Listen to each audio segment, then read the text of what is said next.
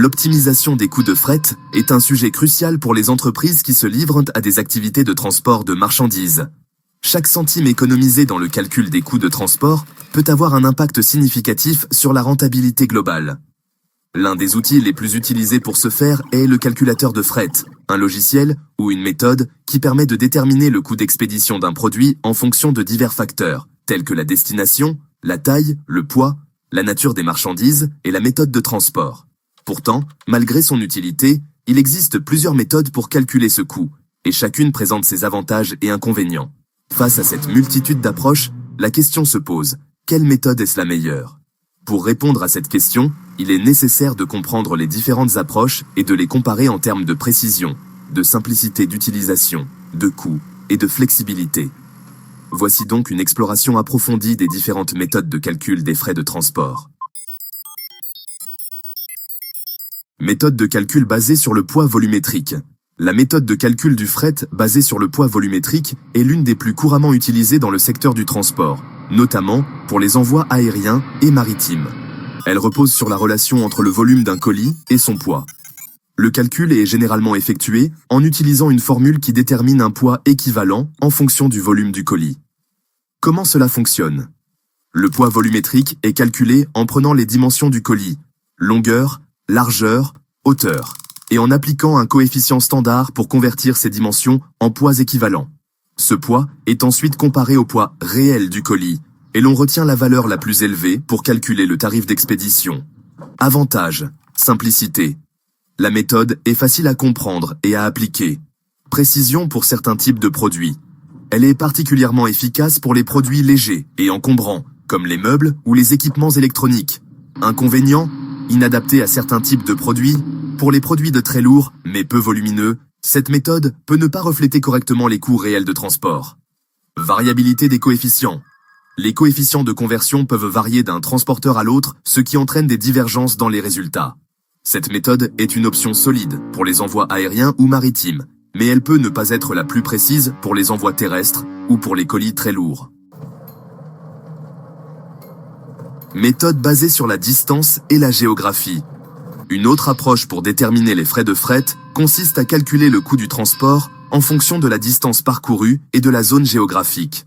Cette méthode est très courante dans les transports terrestres, camions, livraison locale, et prend en compte des éléments tels que la distance entre l'entrepôt d'origine et la destination finale.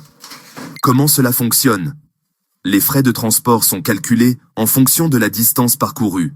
En général, les transporteurs fixent un tarif de base par kilomètre ou par mile, et ce tarif peut être modulé en fonction des conditions géographiques, par exemple des zones urbaines ou rurales, ou des particularités de la route, zone à péage, route montagneuse, etc.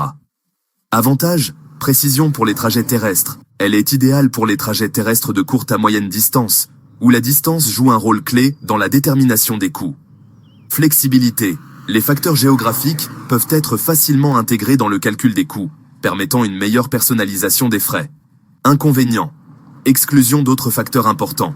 Cette méthode ne prend pas en compte d'autres éléments qui peuvent affecter le coût du transport, comme le poids, la taille ou la nature des marchandises. Variabilité de la tarification. La tarification peut être moins claire si des éléments comme les frais de péage ou les coûts supplémentaires, liés à des zones géographiques spécifiques, ne sont pas clairement définis. Bien que cette méthode soit particulièrement utile pour les transports terrestres, elle reste limitée par l'absence de prise en compte d'autres facteurs cruciaux qui influencent le coût du fret. Méthode de calcul dynamique, algorithmique et basée sur l'IA. Les méthodes modernes et les technologies récentes ont permis l'émergence de calculateurs de fret plus sophistiqués, utilisant des algorithmes d'optimisation ou même l'intelligence artificielle, ou IA. Ces calculateurs prennent en compte une vaste gamme de facteurs, de la nature des marchandises à la météo, en passant par la demande en temps réel, la disponibilité des transporteurs et même les prix du carburant. Comment cela fonctionne? Un calculateur dynamique ajuste les prix en temps réel en fonction des données et événements externes. Ces systèmes utilisent des API pour se connecter aux bases de données des transporteurs, recueillir les informations les plus récentes sur la disponibilité des capacités de transport, les fluctuations des prix du carburant et d'autres facteurs influençant le coût des expéditions. Les algorithmes peuvent aussi prendre en compte des critères avancés comme le type de produit, les conditions de transport spéciales, par exemple produits fragiles ou périssables, ainsi que les exigences spécifiques du client. Avantages, précision élevée. Grâce à l'analyse en temps réel, cette méthode peut fournir des estimations plus précises, prenant en compte une multitude de facteurs. Optimisation des coûts. L'algorithme peut ajuster les frais pour choisir la solution de transport la plus économique et la plus efficace. Flexibilité et personnalisation. Elle permet une personnalisation accrue, offrant aux clients une estimation qui répond exactement à leurs besoins et à leur situation géographique. Inconvénients. Complexité. Les calculateurs basés sur l'IA et l'optimisation algorithmique peuvent être complexes à mettre en place et à gérer, nécessitant des investissements en temps et en ressources.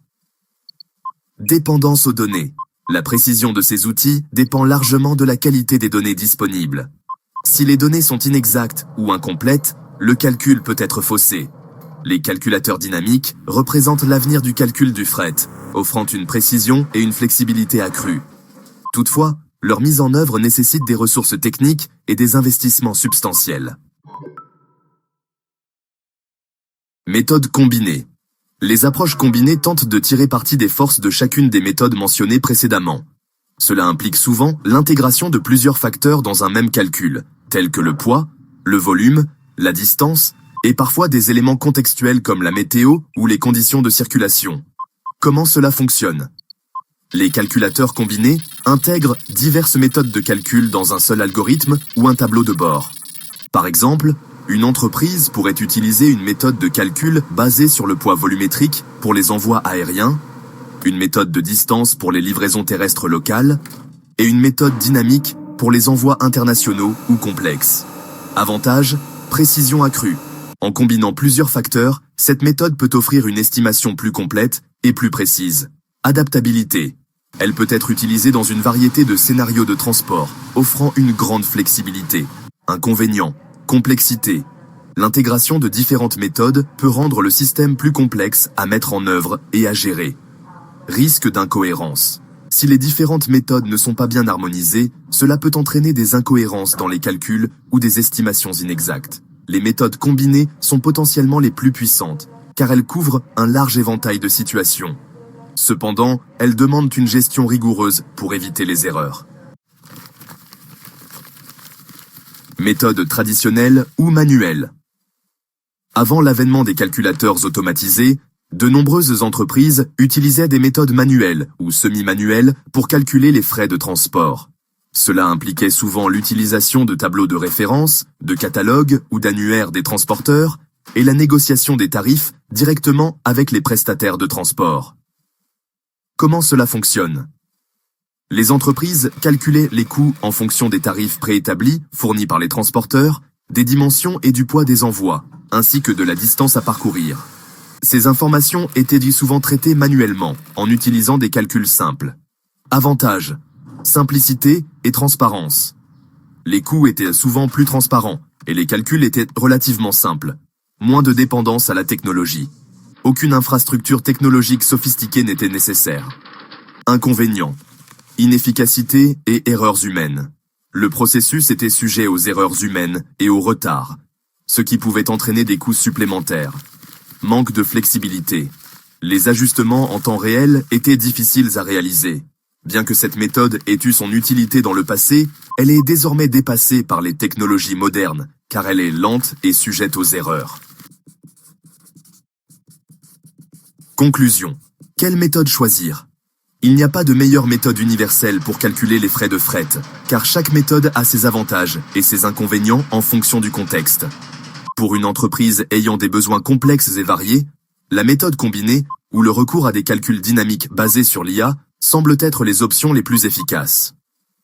Pour des envois standardisés et plus simples, la méthode du poids volumétrique ou du calcul basé sur la distance peut suffire. Dans tous les cas, l'objectif reste le même. Obtenir la solution la plus rentable, fiable et adaptée à la situation particulière de chaque entreprise. Si vous aimez ce contenu, abonnez-vous, likez et partagez cette vidéo.